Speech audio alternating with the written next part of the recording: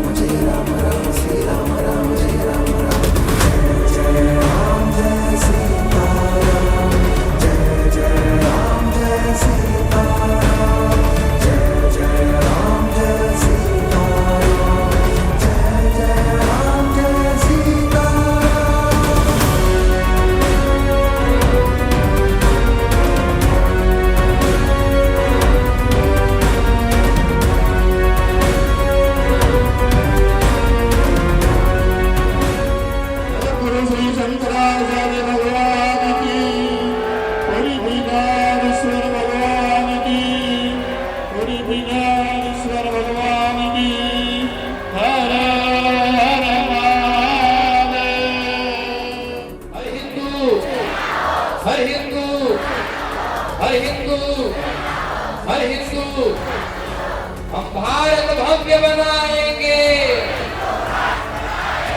हम भारत भव्य बनाएंगे, हम भारत भव्य बनाएंगे। श्रीमद् जगद्गुरु शंकराचार्य भगवान की, धर्म सम्राट स्वामी श्री करपात्री जी महाराज की, गोवर्धन मठपुरी पीठाधीश्वर श्रीमद् जगद्गुरु शंकराचार्य भगवान की। नमः पार्वती पते हर हर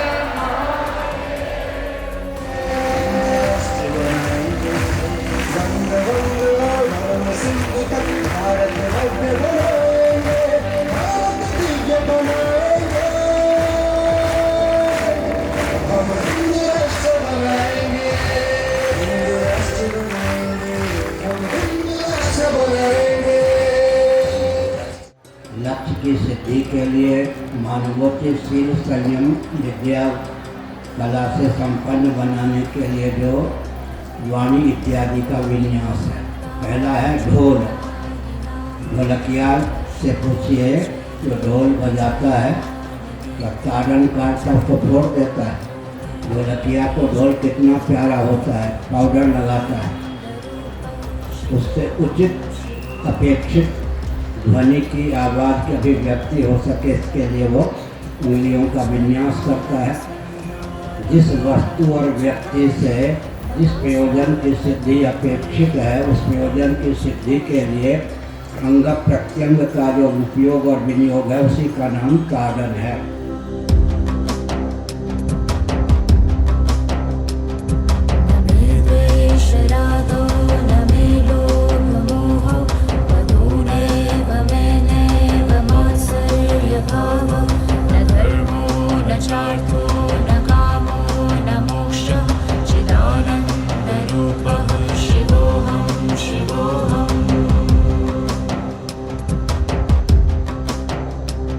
न पुण्यं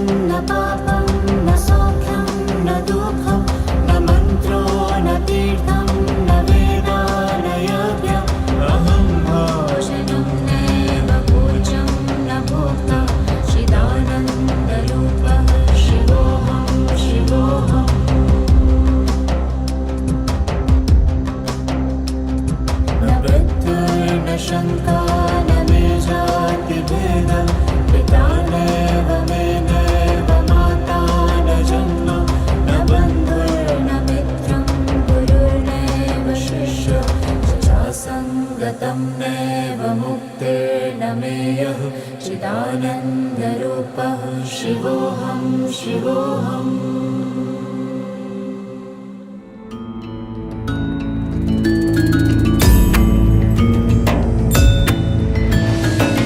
विश्वेशसुन्दरं समस्तपापखण्डनं स्वभक्तचित्तरञ्जनं सदैव राममद्वयम् मंगल भवन अमंगल हारी प्रभु सुदशरथ अचर बिहारी जटाकलापशोभितं समस्तपापनाशकं स्वभक्तभीतिभञ्जनं भजेह राममद्वयम् निजस्वरूपबोधकं कृपाकरं भवापहं समं शिवं निरञ्जनम्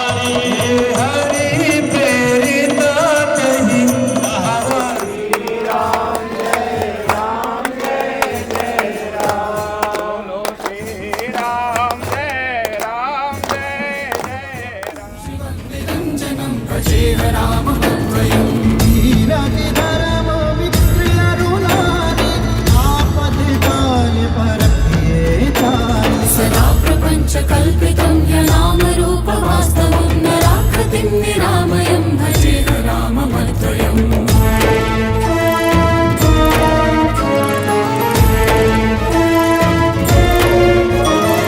विश्वपञ्चनिर्विकल्पनिर्मलं निरामयं चिदेकरूपसन्ततं भजेह राममद्वयम् रघुकुल रीति सदा चली आई प्राण जाए पर वचन न जाए रूपकं शेषदेह कल्पितं गुणाकरं कृपाकरं भजेह राममद्वयम्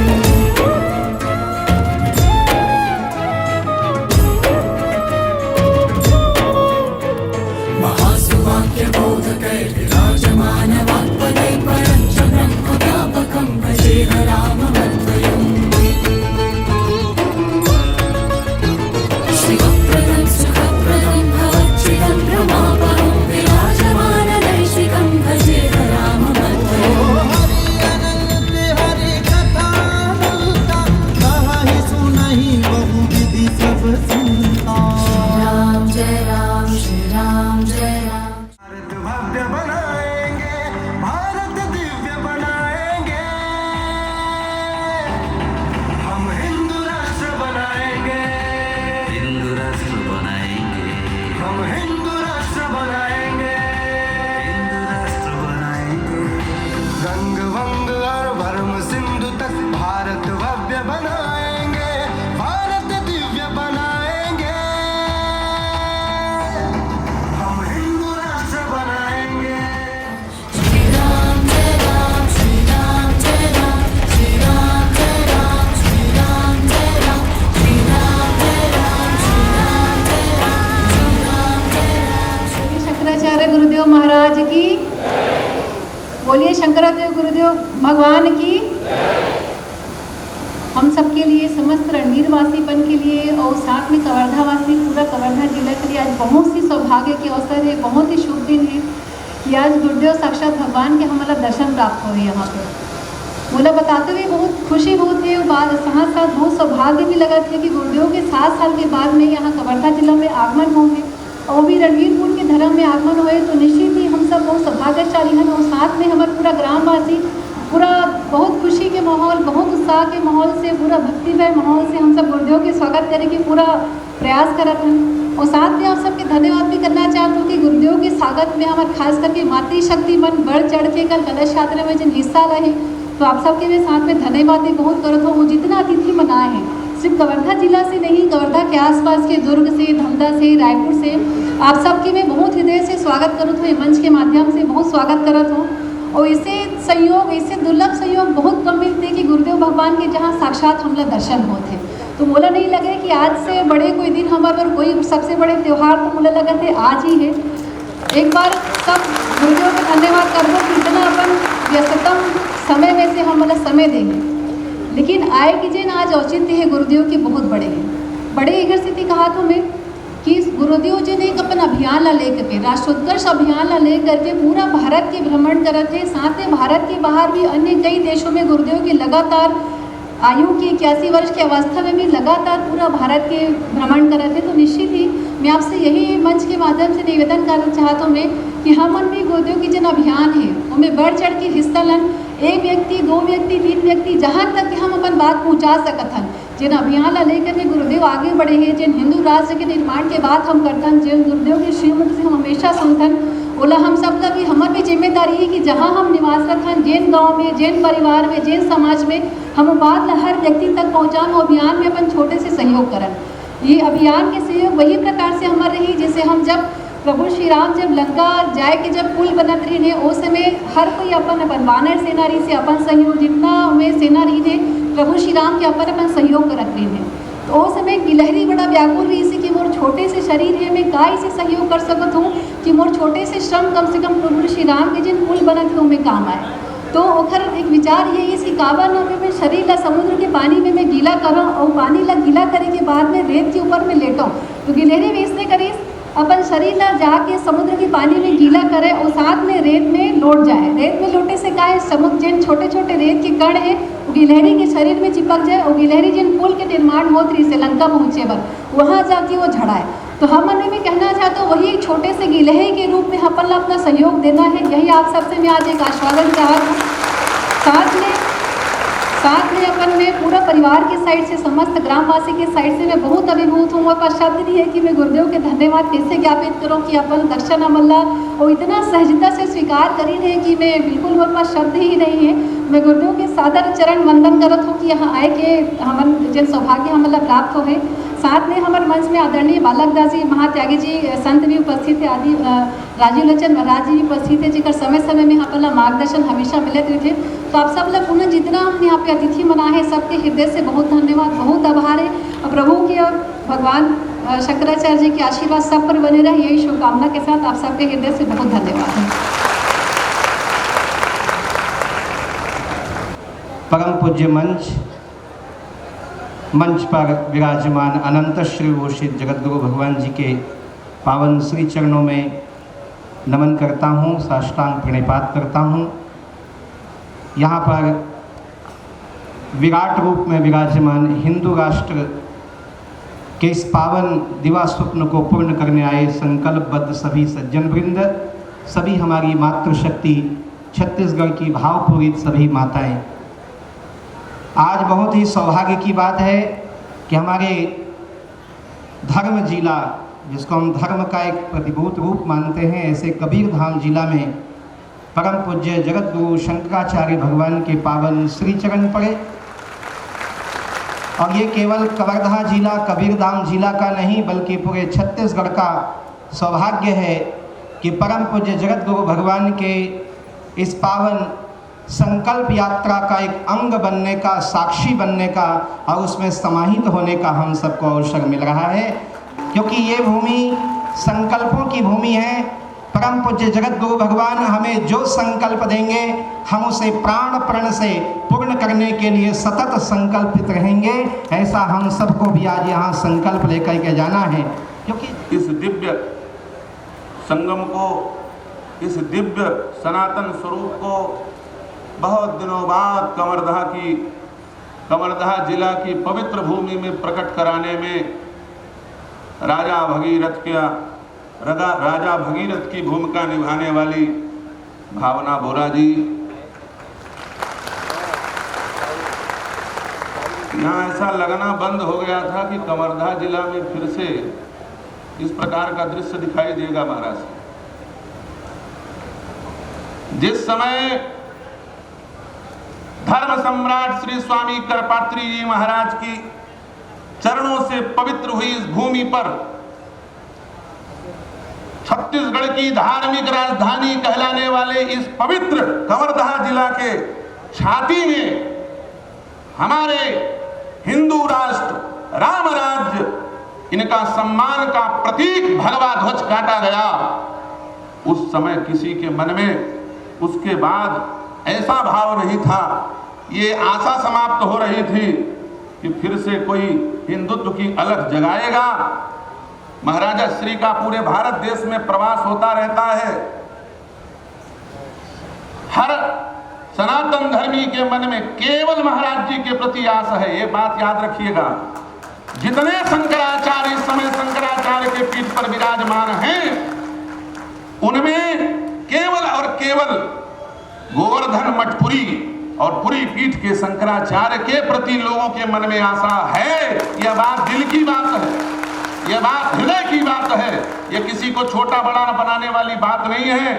केवल महाराज जी के प्रति और इस पीठ के प्रति लोगों के मन में श्रद्धा है और यह भाव है कि भारत में यदि हिंदुओं का कल्याण होगा, भारत में यदि राम राज्य आएगा, भारत यदि हिंदू राष्ट्र बनेगा, तो और किसी के बल पर नहीं, इस पीठ के बल पर।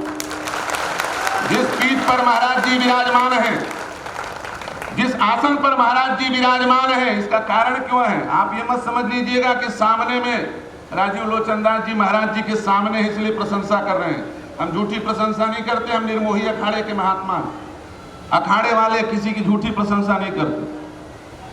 जिस आसन पर महाराज जी विराजमान है, श्री शंकराचार्य भगवान विराजमान है, यह आसन किस चीज का जानते हो?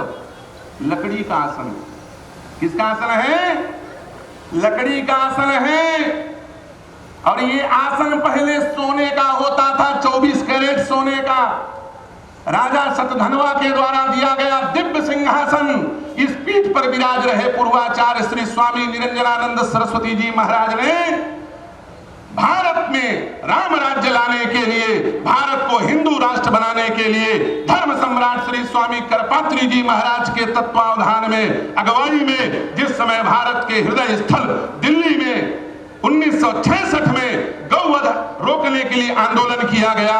करोड़ों करोड़ों सनातन धर्मी वहां भूखे प्यासे बैठ करके 1966 में मरने के लिए तैयार थे। मेरे भारत की जनता, मुझे मानने वाले, मुझे भगवान मानने वाले मेरे भक्त, एक समय का भोजन मिल जाए, इसलिए उस समय इस पीठ पर विराज रहे शंकराचार्य जी ने अपना सिंहासन भोजन बनवा करके बांटा है। महाराज की पुस्तक जगत गुरु बता रहे हैं भी, राष्ट्रीय स्वयं सेवक संघ और हिंदू राष्ट्र, उसमें हिंदू शब्द का समर्थन किया है भगवान धर्म सम्राट स्वामी करपात्री जी महाराज ने। हिंदू शब्द बाहर से आया हुआ नहीं है, ये हमारा शब्द है। और इसीलिए गुरुदेव की एक पुस्तक है, गर्व से कहें हम हिंदू हैं। हिंदू राष्ट्र का मतलब ही राम राज्य है, हिंदू राष्ट्र का मतलब ही धर्म राज्य है। और धर्म सम्राट स्वामी करपात्री जी महाराज की पुस्तक है आधुनिक राजनीति और राम राज्य, उसकी पूर्व पीठिका में, उसकी भूमिका में भी धर्म सम्राट ने हिंदू शब्द का समर्थन ही किया है। इसलिए प्रत्येक हिंदू यह बात समझ ले, जो हिंदू शब्द से परहेज कर रहे हैं, उस समय की जो कांग्रेस थी और आज की भी जो कांग्रेस होगी उसमें अंतर हो सकता है, लेकिन उस समय अंग्रेजों के द्वारा, ह्यूम के द्वारा, अंग्रेजों के द्वारा जो स्थापित कांग्रेस थी वो आज की कांग्रेस नहीं, हम यही मानते हैं। उन लोगों ने हिंदू शब्द को आयातित बताया, ऑथेंटिक हिस्ट्री बोलकर गलत इतिहास एनसीईआरटी में पढ़ाने वालों ने हिंदू शब्द को आयातित बताया। लेकिन ध्यान से सुन लीजिए, जो हिंदू शब्द से परहेज कर रहे हैं उनको पहचान लीजिए। हिंदू शब्द से वे ही परहेज करते हैं जो ये मानते हैं कि आर्य भारत में यूरोप से आए, जो ब्राह्मणों को, जो क्षत्रियों को, जो वैश्यों को, जो यहाँ के चतुर्थ वर्ण के लोगों को, हम सबको विदेश से आया हुआ जो समझते हैं, वे ही लोग हिंदू शब्द से परहेज करते हैं। फिर चाहे वो नेता हो, चाहे संत के भेष में हो, उनसे बचिए, क्योंकि वो उस विचारधारा के समर्थक हैं गुप्त प्रकट, जो आर्यों को बाहर से आया हुआ मानते हैं, वही हिंदू राष्ट्र शब्द से परहेज करते हैं। इसलिए गर्व से कहें हम हिंदू हैं और हम भारत भव्य बनाएंगे, हम हिंदू राष्ट्र बनाएंगे, पूरे उत्साह के साथ सब लोग बोलेंगे। उसके बाद परम पूज्य स्वामी जी का मार्गदर्शन हम सब प्राप्त करेंगे। प्रतिभा की हानि एक, प्रगति की हानि दो, प्रायोगिक नहीं। अब प्रतिशोध की भावना और अंत में पांचवा दोषा परतंत्रता। लगभग 35 साल पहले मैंने बीपी सिंह के शासनकाल में मैंने मेरठ में कहा था, प्रतिभा की हानि, प्रगति की हानि, प्रायोगिक नहीं, प्रतिशोध की भावना, परतंत्रता। राष्ट्र को परतंत्र बनाना हो तो आरक्षण को और पाल के रखो।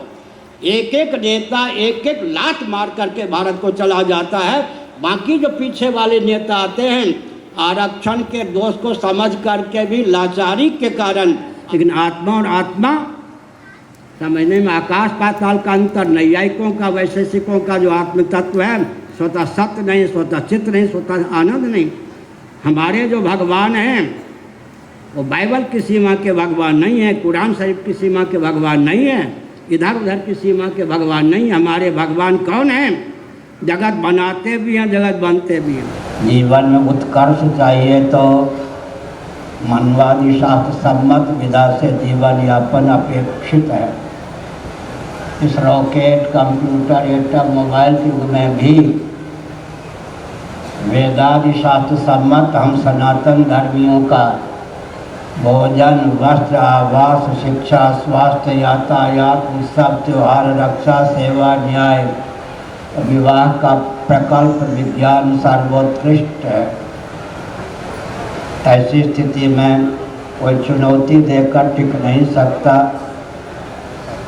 पूरी सृष्टि की आयु कितनी है, कितने समय तक महाप्रलय की दशा में यह जगत रहता है, इन सब तथ्यों का विज्ञान भी वैदिक वाङ्मय के द्वारा ही संभव है। 31 नील 10 करोड़ 40 अरब वर्षों तक महाप्रलय की दशा में जीव जगत जगदीश्वर से एकीभूत होकर रहते हैं। इस समय जो पृथ्वी है 1 अरब 97 करोड़ 29,49,123 वर्षों की है। भगवद गीता के 8वें अध्याय का अनुशीलन गणित की विधा से करें तो यह तथ्य सिद्ध है। इसलिए हमारा वैदिक वाङ्मय समृद्ध है। आजकल हम कहा करते हैं मानवता के प्रति अनास्थावान जिन उद्दंड व्यक्तियों ने हमारे वैदिक वाङ्मय को नष्ट करने प्रारंभ किया, उनकी जो गति हुई होगी, लेकिन हम संकेत करते हैं। नेपाल का प्रचंड भी ध्यानपूर्वक सुन ले। अपार वैदिक वाङ्मय की तो बात छोड़ दीजिए, केवल श्रीमद् भगवद गीता में जो 700 श्लोक हैं उन पर विचार कीजिए। विज्ञान और वैज्ञानिकों को भी लाखों वर्षों तक मार्गदर्शन देने की क्षमता भगवद गीता में सन्निहित विज्ञान में है। भगवद गीता को भी थोड़ी देर के लिए छोड़ दीजिए। ऋग्वेद के 10वें मंडल में नासदी सूक्तम में केवल 7 मंत्र हैं। उन 7 मंत्रों के माध्यम से जो जगत की उत्पत्ति, स्थिति, समृद्धि का निग्रह और अनुग्रह का विज्ञान सुलभ है, वह भी विश्व के लिए आदर्श ही है। गणित का विज्ञान ले लीजिए, हमारा सर्वोत्कृष्ट है। हमने संकेत किया कि शुक्र नीति के अनुसार 32 विद्या 64 कला सिद्ध हैं। जितनी विद्याएं हैं सबका अंतर्भाव 32 में कर दें, विविध कलाओं का अंतर्भाव 64 में कर दें। शुक्र नीति के अनुसार 32 विद्या 64 कला सिद्ध होती हैं। वाराणसी चौखंबा से संस्कृत टीका हिंदी अनुवाद सहित आप लोग शुक्र नीति लें, उसका अध्ययन अवश्य करें। साथ ही साथ मोहन भागवत जी को हमने संकेत किया, कम से कम दासबोध का तो अध्ययन कीजिए। मराठी में दासबोध है, 60 साल पहले हिंदी में भी दासबोध का अनुवाद हो चुका है। तो हमने संकेत किया कि केवल दासबोध के माध्यम से भी जो विज्ञान हमको प्राप्त है वह पर्याप्त है। हम अपने वैदिक वाङ्मय के प्रति आस्थान्वित हैं। श्रीमद् जगत गुरु शंकराचार्य भगवान की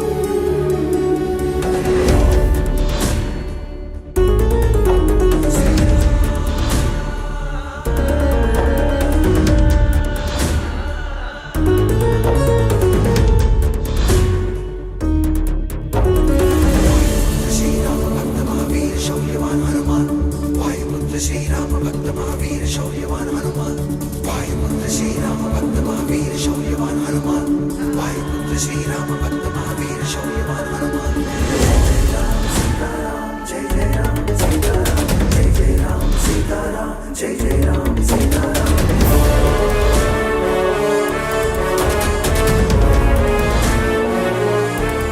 अगर कर्ण लता गुल इत्यादि महायंत्रों का तत्व आविष्कार होगा तो और फिर ये विकास की बात